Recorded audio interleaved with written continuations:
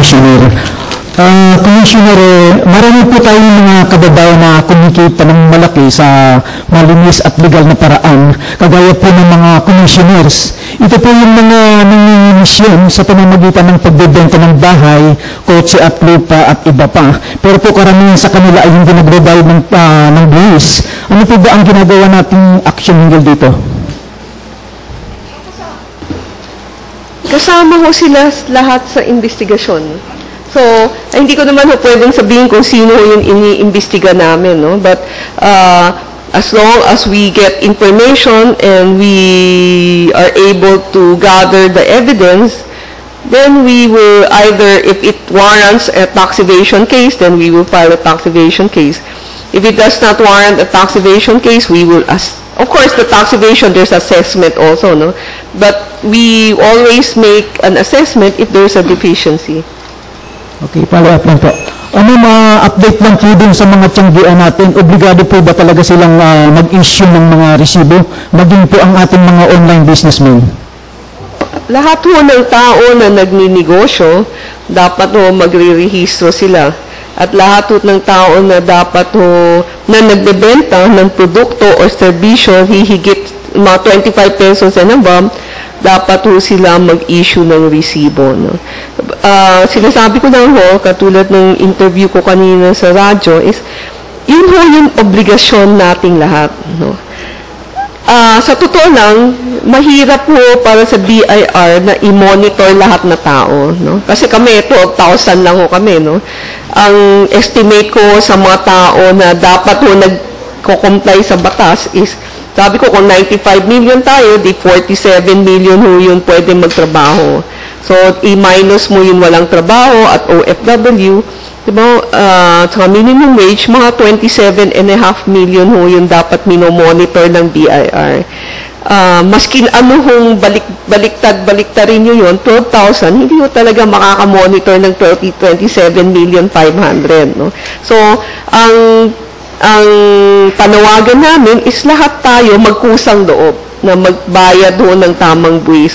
Ngayon, kung despite all the pakiusap, all the reminder at tumatalab, pasensyahan na lang ho tayo pag na-file na ho yung kaso.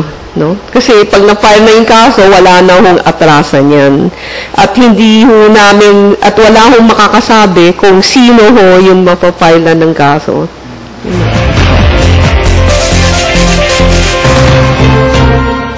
Tawagan naman natin si Kay Alabe, Philippine Daily Inquirer. Hi, ma'am. Good morning.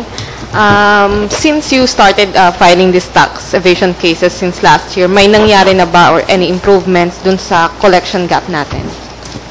I guess we're collecting much more than what the economy performed. No?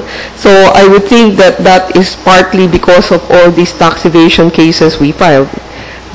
Because if you compute, no, this is how the economy is computed. Let's say if the economy grew by 3.4, you add inflation of 4. So if you just base it on economic growth, we should only be collecting around 7.4. But we're collecting 13.4 something %. No? So the difference is really tax efficiency, no? Administrative efficiency, and more people paying taxes, or more people paying the right taxes. No? So I would say that there is an effect, no? But it's not yet enough. No? It has to be sustained, and I believe that we still have to reach the tipping point. No?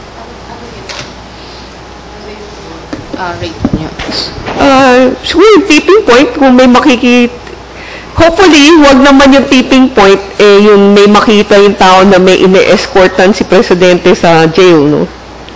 Pero, sometimes, knowing the Filipino psyche, siguro, baka yun yung hinahantay ng ibang tao. Pero, yun nga, sabi ko, bakit natin kailangan hantayin yun, no? Bakit natin kailangan hantayin na by that time, it might be too late for whomever it is being escorted to jail. Why don't we just pay the right taxes? ba yung collection gap natin, yung latest figure on collection gap in terms of percentage to GDP? Kasi may study before yung PIDS, it's 4% of the GDP.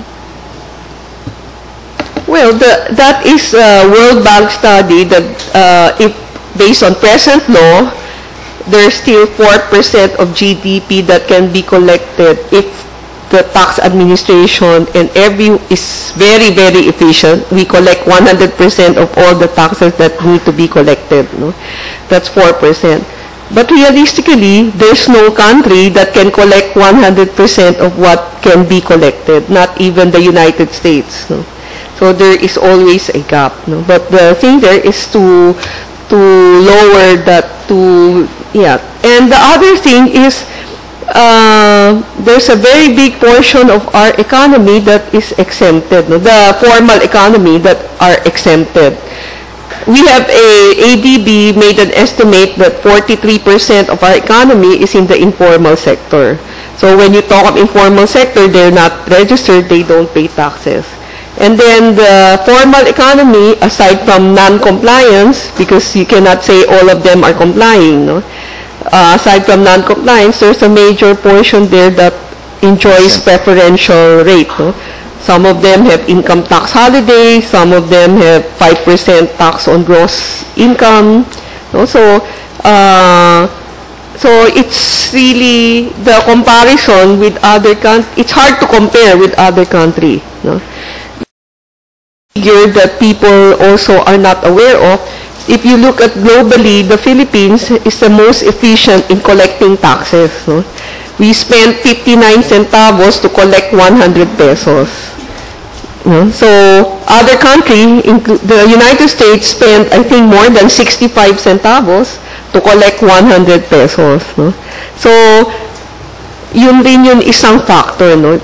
Katulad ng sabi ko, when I go to conference, no, the BIR I think has the smallest number of people, no, compared to other countries. New Zealand has a population of 4 million, but their internal revenue is around 50 plus thousand. No? We have a population of 95 million, but our people are only 12,000. So, meron rin ho yung, ano, no, yun. Just to follow up, ma'am, may plans ba, or what are your targets in lowering yung gap? Lahat ho ng ginagawa namin na process engineering, yung percentage, lahat ho yan nakatuon ho sa para ho makolekta namin yung dapat nating kolektahin.